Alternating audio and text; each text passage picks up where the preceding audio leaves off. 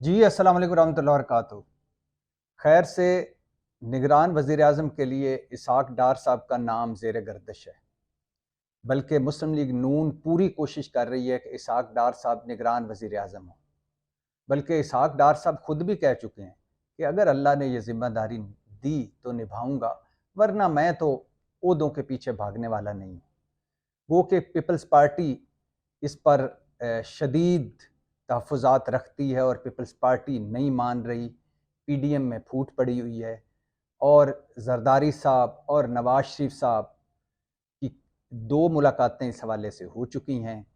اور ابھی تک بات بنی نہیں، اور پیپلز پارٹی نے باقاعدہ طور پر پبلکلی کہا ہے کہ یہ جھوٹی خبر ہے، ایسی کوئی بات نہیں، ہمارا ان کے نام پر اتفاق نہیں ہوا۔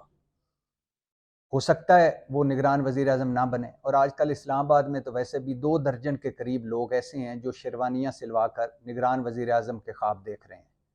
لیکن مسلم لیگ نون اور پی ڈی ایم میں 3-4 جماعتیں ہیں، ان سب کی خواہش ہے کہ اسحاق ڈار وزیر اعظم بنے، نگران وزیر اعظم۔ وہ معیشت کو بھی، ان کا خیال ہے وہ معیشت کو بھی جانتے ہیں، وہ سیاستدان بھی ہیں، وہ الیکشن وقت پر کرائیں گے۔ اب بات یہ ہے کہ اسحاق ڈار صاحب کے نام میں کیا حرج ہے؟ جو کچھ اس ملک میں پچھلے 15-16 مہینوں میں ہو چکا ہے، اس کے بعد مجھے عجیب سا لگتا ہے کہ اگر کوئی اسحاق ڈار صاحب کے نام پر تحفظات رکھتا ہے، کیونکہ اس بنانا ریپبلک ملک میں جو کچھ 15-16 مہینوں میں ہوا ہے وہ 75 سالہ تاریخ میں کبھی ہوا ہے؟ اگر جو کچھ ہو چکا ہے اس کے بعد تو اسحاق ڈار صاحب کا وزیر اعظم بننا معمول کی بات ہے۔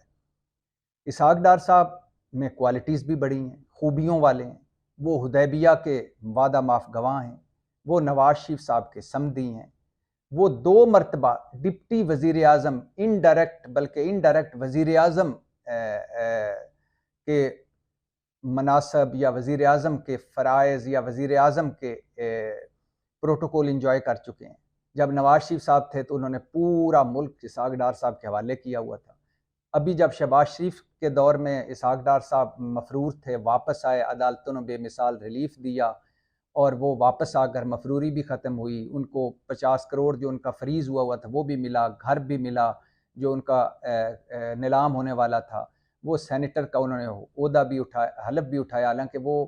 اس ملک میں اکاؤنٹ نہیں کھلتا اگر کوئی بندہ موجود نہ ہو بینک میں، لیکن وہ لندن میں رہ کر سینیٹر منتخب ہو گئے تھے، اور پھر اس کے بعد وہ وزیر خزانہ بھی بنے، اور پھر اس کے بعد انہوں نے اس مفتاح سے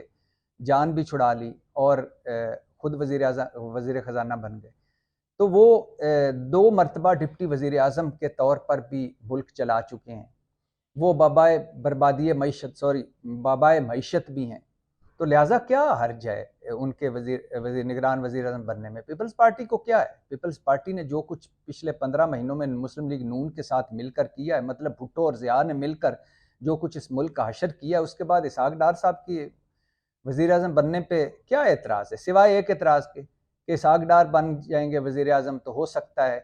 بلاول ایسے الیکشن نہ ہوں جس میں آگے بلاول بھٹو وزیر اعظم بن سکیں، اس کے علاوہ تو کوئی اعتراض نہیں ہونا چاہیے۔ پھر یہ ہے کہ جب گزرے 15-16 مہینوں میں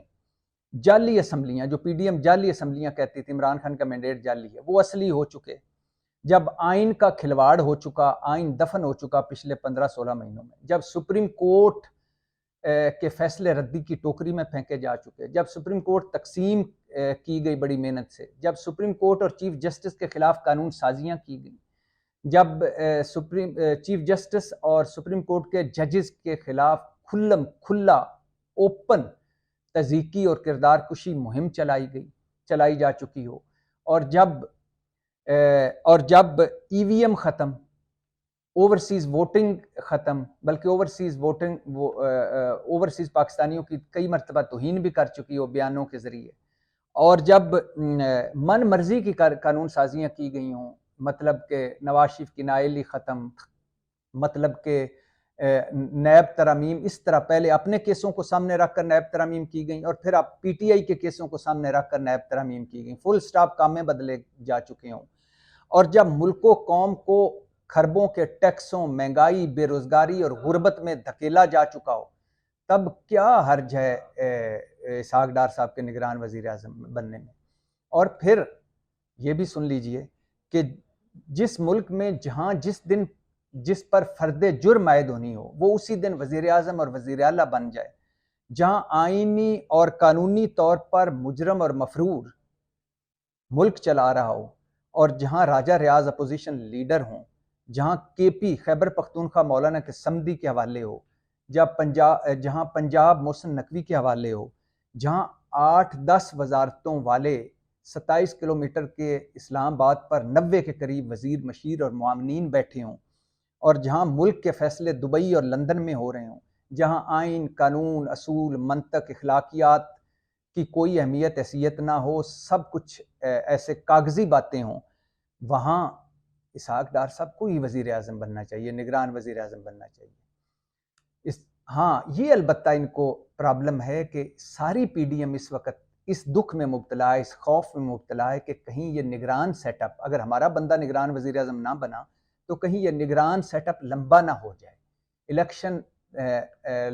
سال بعد نہ ہو، کیونکہ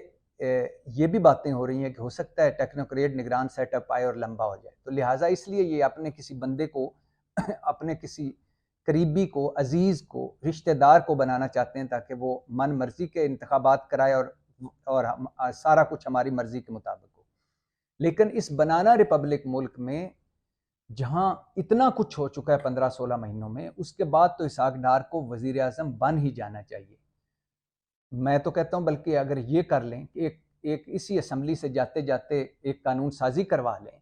کہ شہباز شریف وزارت عظمیٰ سے استعفیٰ دیں اور پھر وہ حلف لے لیں ایز اے نگران وزیر اعظم، اور اس ملک میں الیکشن کروائیں، اور پھر جب الیکشن اپنی مرضی کا کروا کے خود ہی وزیر اعظم دوبارہ بن جائیں تو یہ زیادہ اچھا ہوگا۔ تو اس بنانا ریپبلک ملک میں کیوں اس طرح کی، جہاں جمہوریت نامی کوئی چیز نہیں ہے، جہاں جمہوریت ان پولیٹیکل پارٹیوں میں نہیں ہے، جمہوریت جہاں ان کے ذہنوں میں نہیں ہے، جہاں ان کے مائنڈ سیٹ میں جمہوریت نہیں ہے، جہاں یہ جمہوریت کی جیم بھی نہیں جانتے، وہاں اس طرح کی کیا باتیں کہ کون وزیر اعظم ہوگا کون نہیں ہوگا؟ اسحاق ڈار صاحب کوئی بنائیں وزیر اعظم تاکہ جو رہی صحیح کسر ہے وہ بھی پوری ہو جائے۔ پاکستان زندہ باد۔